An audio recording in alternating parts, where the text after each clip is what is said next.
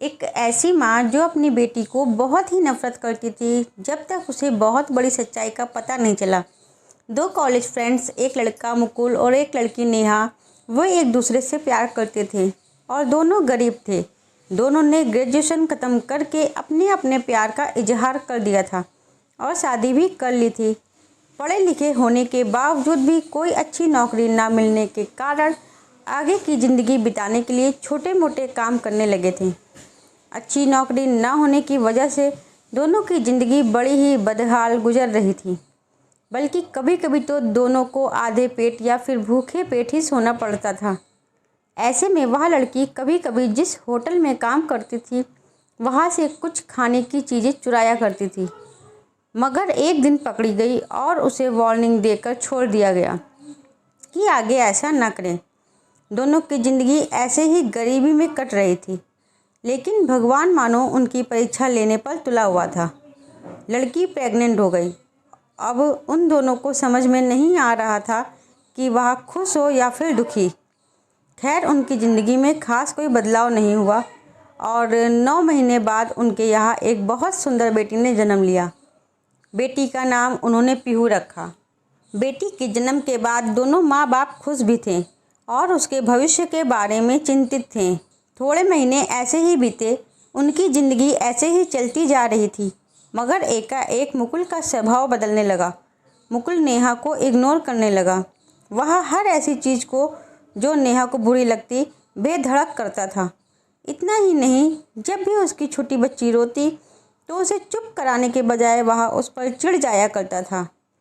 नेहा ने यह भी नोटिस किया कि उसे आजकल बहुत दूसरी औरत के फ़ोन आने लगे थे।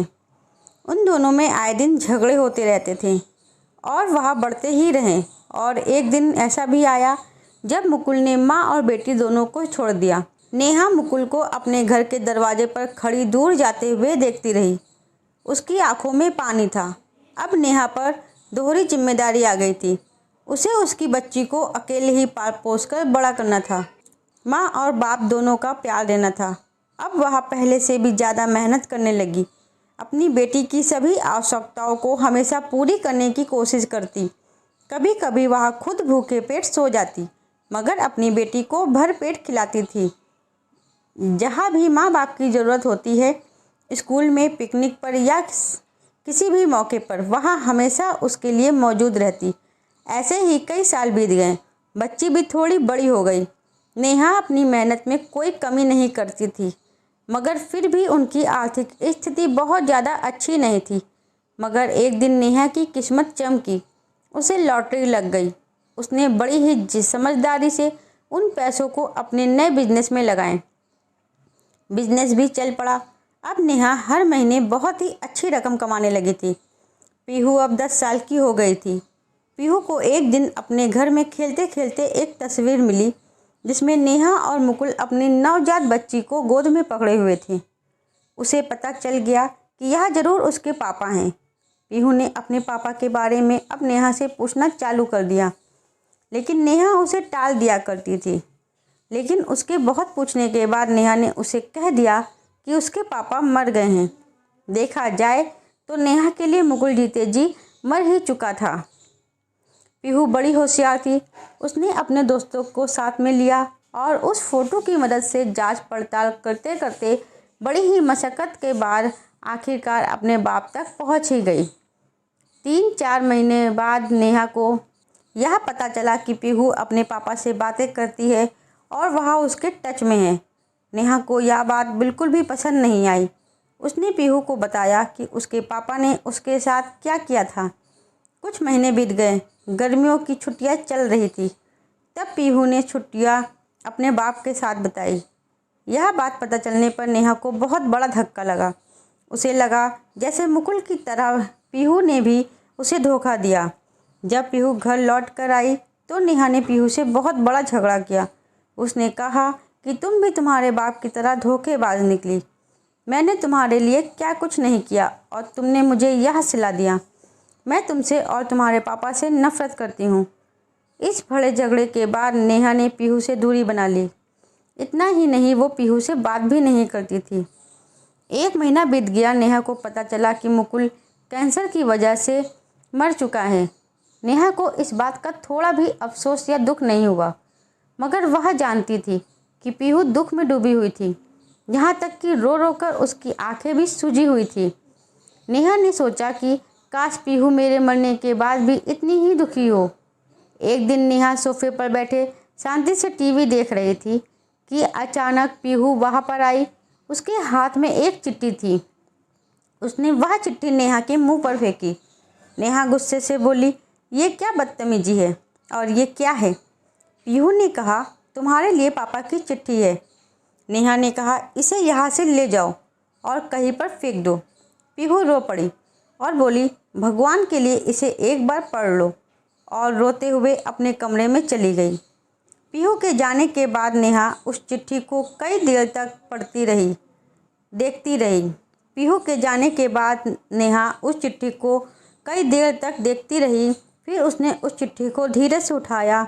जैसे ही उसने उस चिट्ठी को खोला, उसमें जो पहली लाइन लिखी थी उसकी उम्मीद के बाहर थी। चिट्ठी में लिखा था, मेरी प्यारी नेहा, मेरी पूरी ज़िंदगी में मैंने जिससे सच्चा प्यार किया वह तुम एकमात्र स्त्री हो। हाँ, मैं जानता हूँ मैंने तुम्हारे साथ बहुत ही गलत किया है, मगर मैं क्या करता। जब तुमने मुझे दुनिया की सबसे बड़ी खुशी यानी कि पीहू के आने की न्यूज़ दी थी, तब सच मानो दुनिया में मुझसे ज़्यादा खुश और कोई भी नहीं था। मगर मेरी बदनसीबी थी कि इस खुशी के कुछ दिनों बाद ही मुझे पता चला कि मुझे बहुत ही खतरनाक और लाइलाज कैंसर है। हमारी ज़िंदगी में पहले ही इतनी सारी परेशानियां थी, सिर्फ एक ही बड़ी खुशी हमारी ज़िंदगी में आने वाली थी, पीहू। भला मैं उस खुशी को भी अपने इस मनहूस बीमारी के बारे में बताकर कैसे ख़राब कर देता। मुझे कुछ भी समझ में नहीं आया, तो मैंने तुम दोनों से दूर जाने का निर्णय लिया। मैं नहीं चाहता था कि इस खतरनाक बीमारी से मेरा पूरा परिवार लड़े, मेरे साथ साथ मेरा परिवार भी धीरे धीरे दम तोड़ दे। मुझे कुछ समझ में नहीं आया, तो मैंने ना चाहते हुए भी तुमसे दूर होने का नाटक किया। मैंने जताया जैसे मेरी ज़िंदगी में कोई और लड़की आ गई है। मैं खुद ही खुद को कॉल किया करता था किसी लड़की के नाम से। मैं तुम्हें यह बात कभी भी नहीं बताना चाहता था, मगर जब मेरा आखिरी समय चल रहा था, हमारी बेटी ने मुझे ढूंढ निकाला। मैं फिर एक बार अपनी बेटी को अपने आप से दूर नहीं कर पाया। उसने मेरे आखिरी समय में मेरे साथ समय बिताया। सच मानो हमारी बेटी बहुत समझदार और दयालु है। इसी ने यह चिट्ठी मेरे आखिरी समय में मुझसे ज़बरदस्ती लिखवाई है, ताकि कम से कम मेरे मरने के बाद तुम मुझसे नफ़रत ना करो। चिट्ठी पूरी पढ़ते ही नेहा की आंखों में जैसे सैलाब आ गया। उसे बहुत पछतावा हो रहा था। उसे लग रहा था कि काश मुझे यह पहले पता चल जाता, तो मैं मुकुल से बातें कर पाती, उसे गले लगा पाती, उसके दर्द को बांट पाती, मगर अब यह संभव नहीं था। उस दिन माँ और बेटी दोनों फूट फूट कर रोए। उस दिन माँ और बेटी दोनों फिर से करीब आ गईं। नेहा मुकुल से तो दूर रही, मगर मुकुल के प्यार की निशानी पीहू को हमेशा अपने पलकों पर रखने लगी। पहले से भी कई गुना ज़्यादा प्यार करने लगी।